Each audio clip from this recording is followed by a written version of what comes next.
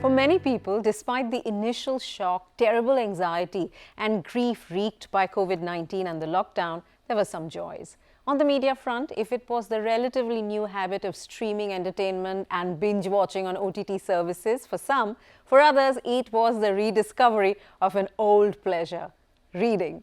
Most publishers managed to keep new launches coming in through the year, and competition to get hold of the next bestseller was as intense as ever. At the end of an extraordinary year and the close of a decade that's seen consolidation take place in publishing globally, we're going to find out how the business is doing in India. My guest today should have a lot of answers. Please welcome Ananth Padmanabhan. He's the CEO of HarperCollins, which is the second largest consumer publisher in India as well as in the world. This year, Harper released 195 or launched 195 India-specific titles, and it has some big ones lined up for 2021. Ananth, thank you very much for joining us. It's good to see you. Thank you for asking me. So tell me, did people really rediscover the joys of reading this year, as some people anecdotally have told me, and I definitely have? And did the sales this year pan out to prove this anecdotal experience? I think so. I think one is definitely the big books, at least our bestsellers, have been selling a lot more in a lot shorter span of time. Year on year, both the number of titles and how we've sold them has been dramatically better than last year.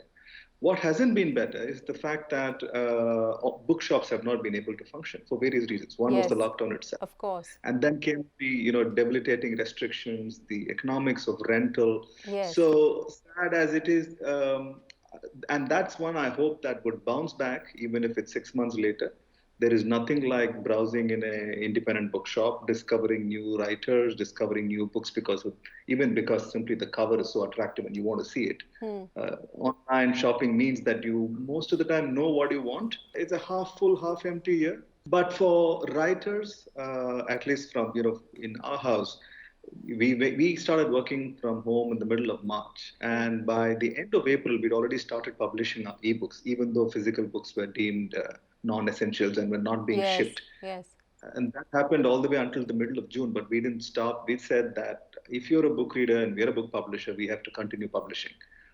So we started publishing ebooks and we kept going. So in a way, we had to make changes rapidly, and books were going out, authors' books were going out, but retail will catch up, and I hope it catches up. Between retail, and by that I'm guessing physical stores, and the ebooks and downloads, what proportion of your volumes would these two contribute to? In a pre-COVID environment, out of about 1,000 books, online was shipping about, say, 450, about 500. So 55% of the books were sold through bookstores.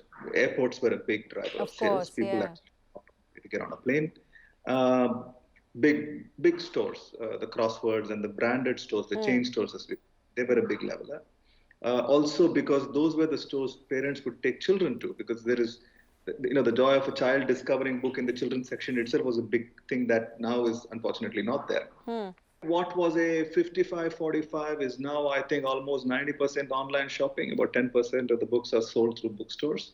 Bookstores have also, if I may continue, innovated a bit. So whether it was Bari Sons here, Champaka in Bangalore, Star Market, a lot of them have started, WhatsApping customers, making recommendations, creating subscription models. As a publisher, we started creating as many digital assets as possible about our books that were sent to these bookstores, so they could then further send it to their loyal customers to say, can these books in the weekend. So we had to bridge some of those gaps. What about ebooks? What about digital downloads? Were more people reading off their Kindle? Yes. Sales on up 100%. Wow. Definitely. And as a combination of two things. One, publishers ran a lot of promotions. So we've had, it was the first, in fact, an exclusive ebook sale with Kindle. And we've been repeating that not just for the catalog, but across genres. But people are definitely reading a lot more ebooks. People are definitely listening to a lot more audio, though the audio catalog in India is not as large as the ebook or the print catalog. So that's going to take time to catch up. But people, if it's a long book and people enjoy the experience, audio is just phenomenal, and that should grow. All industries, across industries, supply chain disruption was talked about on the production front, on getting things done. Did that happen for you guys? You said you all ensured that ebooks were being published, and you've done 195 launches this year, which is not bad, given that I believe you do about 200 or so every year on an average. The thing about a book is before we send it off to the printer to actually make the physical copy, Yes. Most of the work happens obviously on a laptop somewhere. So the editorial team seamlessly moved all of their processes work from home. So we continued making the books. There was a disruption in getting the paper we wanted. Printers were not allowed to open. Then came a sort of a broken down model of you can only do a few hours a day kind of thing. So those disruptions were the time when we continued to publish the books as ebooks. Once print started and the factories were following norms, then it was seamless. Foreign Minister Jaishankar's new book, India Way, was one of that new big hardbacks. And the production in India has reached a point when you really don't have to think and worry too much. Books always look quite beautiful and they produce very nicely. So we didn't have to think about that at all. The weather was fine. Even through peak monsoon, they were producing books perfectly and on time. I must say that a couple of weeks ago, when I did a conversation with Gulzar Saab because of a poem a day, which is one of your publications, this thought struck my mind. It crossed my mind. I was looking at that book, which I must say is beautifully produced. It's just gorgeous looking, and it's almost like a tribute to the concept of books, at one level, in the way that it's done. It's a you have to keep it forever. It's that kind of book. But I was looking at it and I was like, here we are living in a world with multiple screens, hyperactive, even if we are locked at home, we are hyperactive in terms of, all those multiple tabs open on our computer, the multiple screens that we are exposed to. And you come and launch a book which is 900 pages plus, almost 4,000 rupees, this with interesting marketing pricing, right? 3,999. Yes. So, when I look at that and I'm like, wow, and it's a book of poetry. So give me an insight, Ananth, into what drives decision making when it comes to the kind of books publishers commission. What do you keep in mind? Of course, it is Gulzar Saab, and I mean, it's a tribute to his talent and the talent of poets around this country. But how do you explain the kind of thought process that goes into commissioning a book like that? I think publishing in a way is a tribute to creativity, a tribute to the author's imagination. Sure. And the physical object that you hold in your hand is the end product in that sense. And so why do they say print will never go away? Because for centuries, people have been recording imagination on paper, written down. And that's when you remember the best and so on. But this book is a story in itself. It's taken almost 9 years for Gulzar Saab to shortlist 365 poems made it to the book. So there's many more he read. It's 279 poets in 34 languages. It's been translated both into English and then he has translated into Hindi. For those who don't know, and I think he must have said it in the show, Gulzar Saab writes in Urdu. Yes. That is transcribed back, sent back to us. The making of the book itself is almost as if your home came up. You saw it brick by brick come together. And a book, and I think all of us, whether you're a child, at the first instance, you read a bedtime story and you have this favorite book that you go back to again and again. There are books that you remember exactly where you bought. There are books that you will remember who gave it to you. There are books that you will definitely remember you borrowed, lent it to someone and it didn't come back. Books that way have a way of getting into and under your skin. So when we saw this poetry book and we knew this was coming up, we didn't anticipate the lockdown. It was scheduled for this year. Udayan is our publisher. When we sat and talked about it, and our art director, Bonita, we said, yes, there is a lockdown, but what better time now? We have undivided attention. It's a great book. Use it beautifully. It's a time that you really should be sitting back and immersing yourself into a book that is literally independent India across the voices of these various poets. This is not a typical example, but give us an insight into how you take bets on the kind of books you will publish. As a layperson, when I look at the kind of the noise around books when book launches happen, it's and especially in the non-fiction world, it's very driven by celebrities, memoirs, a big name, whether it's a politician, and if there's a little controversy associated with that person or the book, wonderful. It's almost like that's a staple marketing tool. Do you feel sometimes that book publishers are perhaps guilty of chasing the news cycle? So celebrities and news cycle. That's just one part of publishing. Publishing at the heart of it is stories. So fiction does phenomenally well in any case. So you're saying this is what my observations you say. Do you see them as valid with respect to non-fiction? Yes, I think so. And even within non-fiction, there are various adjustments. So if you take a look at what is selling the most of at the moment, it's a internet celebrity. Jay Shetty used to be a monk.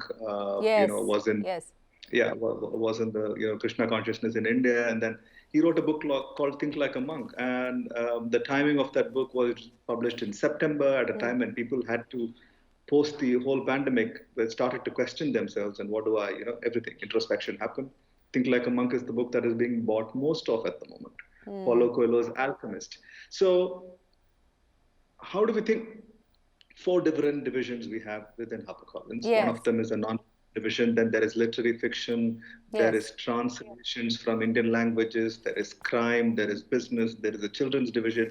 Each of our publishers imagine a combination of things. One, the kind of books that people want to read, because we have to grow readership, so you have to give people constantly new ideas, and there's both commissioned ideas or ideas that authors have already written. And the other is things that we think they should be reading. Mental health, for example, is not one of the books that we published in the last 6 months is one on anxiety. And there is not enough. There's not enough good literature on so many dark places of the mind as an example. So controversy sometimes created unnecessarily. Maybe it's not even intended when the book started out like that. You must have read about, we had to defend a book in the Supreme Court, Gunning for the Godman, which is a book about, So those things happen as well. But that's just one part.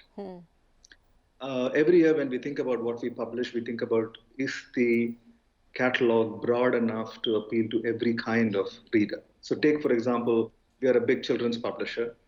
We have a big education division. One of the things we also had to do was, as soon as lockdown was announced and schools were closed, is create the home learning digital platform so that kids could have complete free access to all their textbooks online. Non-fiction does drive topical publishing. As a publisher of ideas, as a publisher of trends, as a publisher of opinions, do we have to stay on top of what is bothering the nation most, or any country, or even globally, whether it's there's a book called Fossil Free, and that's about climate and environment. Sure. We published an anthology of protest writings called Inqilab. Yes.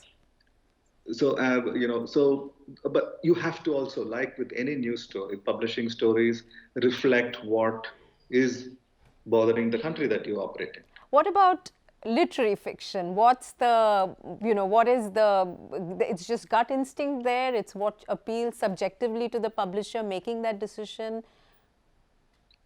All publishing is subjective, especially when it comes to, I think editorial passion drives literary fiction. It is just an editor walking into the room saying, this is just fantastic. I love the voice. I love this book. Then people read it, but it takes just one person to say, this is the voice I want to back. More than half the books we publish in fiction are debuts. And I think we would be the most awarded, in literary fiction, at least for debuts. Madhuri Vijay's JCB last year, Harish's Mustache this year in English. He's a writer in Malayalam, but he won the JCB for a translated content. So there are a lot of our debuts that consistently win awards. Shubhangi Swaroop, Abni Doshi went on to get for the Booker Prize. And those decisions are singularly editorial passion, editorial instinct, finding the right voice, nurturing that as it is and then backing it. Every book is like a startup, right? You have an idea, you have the book, invest in it, you invest in marketing, it goes out into the world. Some people like it, most people like some books, some people don't like some books, and then you wait for it to happen. So we are in this ever-present cycle of backing idea after idea, almost like a never-ending startup. This year, when we've all, the human race has had this extraordinary, never before experience of COVID-19, the lockdown, to combat it or to cope with it, what will this year result in terms of creative writing, in terms of the imagination as expressed in books? The one thing that we immediately noticed was that there is not enough science writing in India.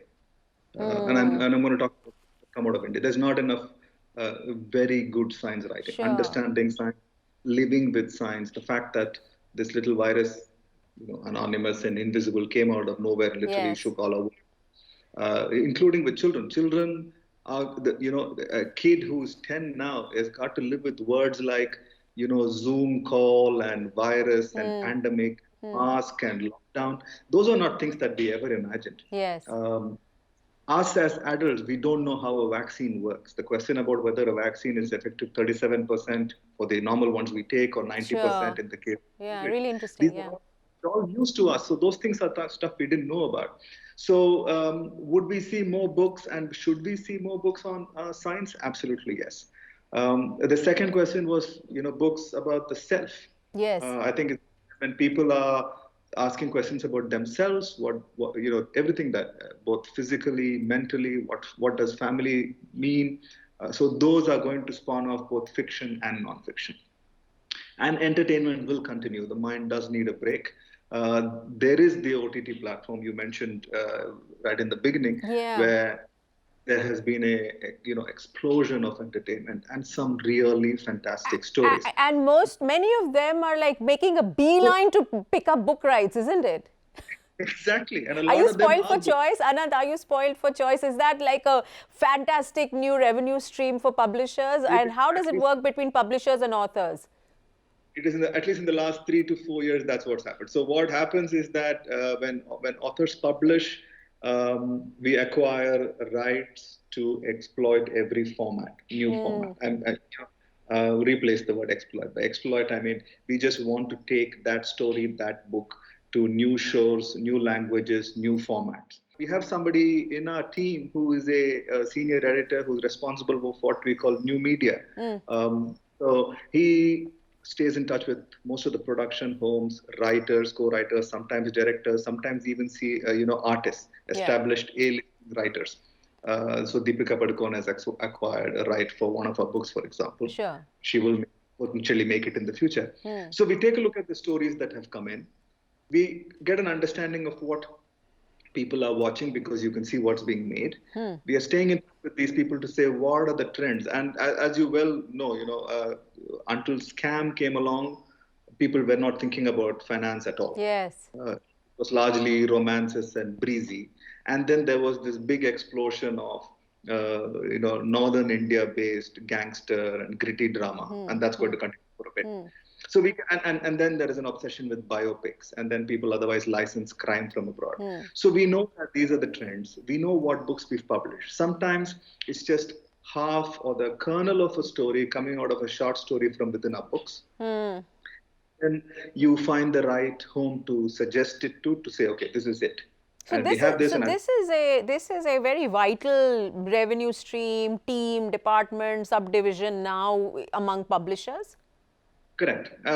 So revenue being a byproduct of the fact that you're able to get creative minds meet. The author has created the story, and the fact that it can be transformed into the audiovisual platform, finding the right person to buy the rights and do it and so on. So yes, absolutely. It's a very important aspect. And I think one of the things that maybe in India were ignored in the past and were restricted to screenwriters within Bombay or in some other cities is that authors have imagined the story for you. Authors have imagined the characters for you.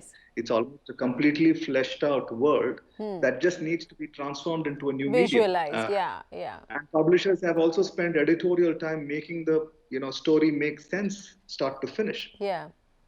what they bring is the drama, what they bring is the melodrama, what they bring is the music and the imagination. Sometimes, like I said, it can be based on a book, sometimes it's inspired by a book, sometimes it's the book in itself. Take Serious Men, for example, which is Yeah, fantastic. yeah. Yeah, and then we have White Tiger coming up, which is an Yeah, Arvind Adiga book. Adigas. Yeah, yeah, the Booker winner. That's Okay, so wonderful. Ananth, we saw, 2020. We are closing 2020. We are closing not just the year, but also the decade. And we saw a lot of consolidation happening in this decade in the publishing industry globally. We know just less than a month ago, or just about a month ago, we saw Penguin Random House pick up Simon and Schuster, It owned still by has the to be a German Bertelsmann. We know your parent company, News Corp, was also bidding for it. How does this consolidation play out in India?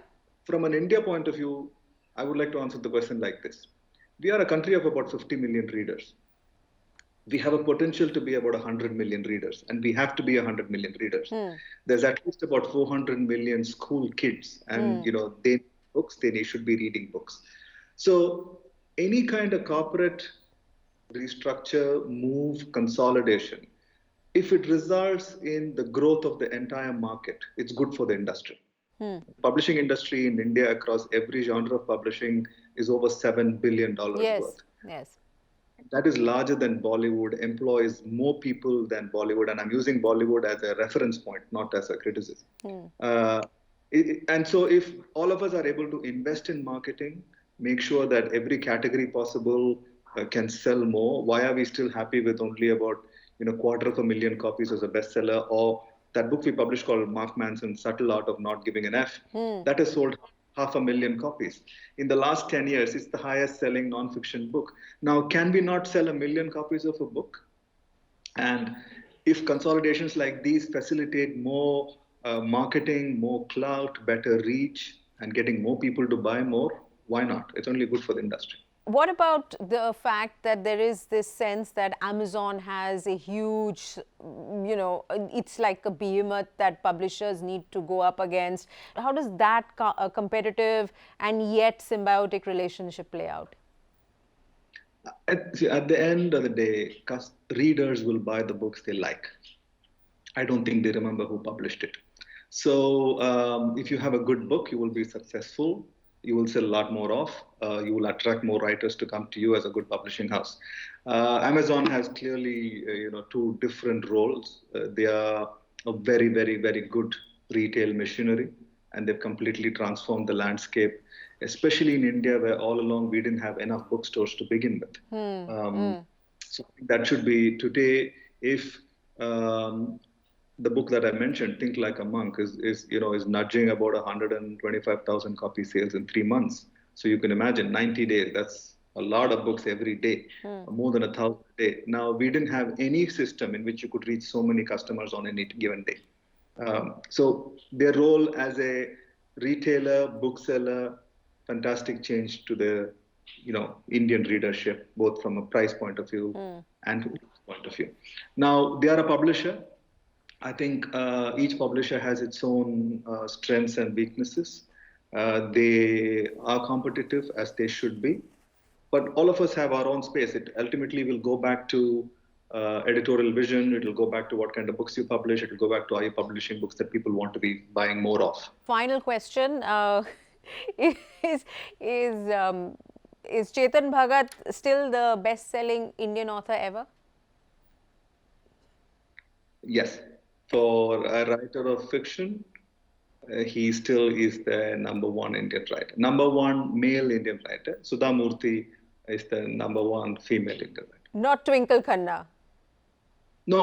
Twinkle Khanna sells a lot.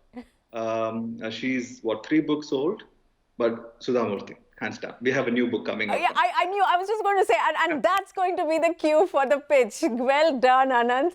I love the way marketers think. It was wonderful talking to you. It was a greatly insightful conversation into an industry, we sort of consume a lot of in terms of what you make, but don't often talk enough about. Thank you very much to you and your entire team at HarperCollins. All the very best. Have a great year end and a great year ahead. Stay safe.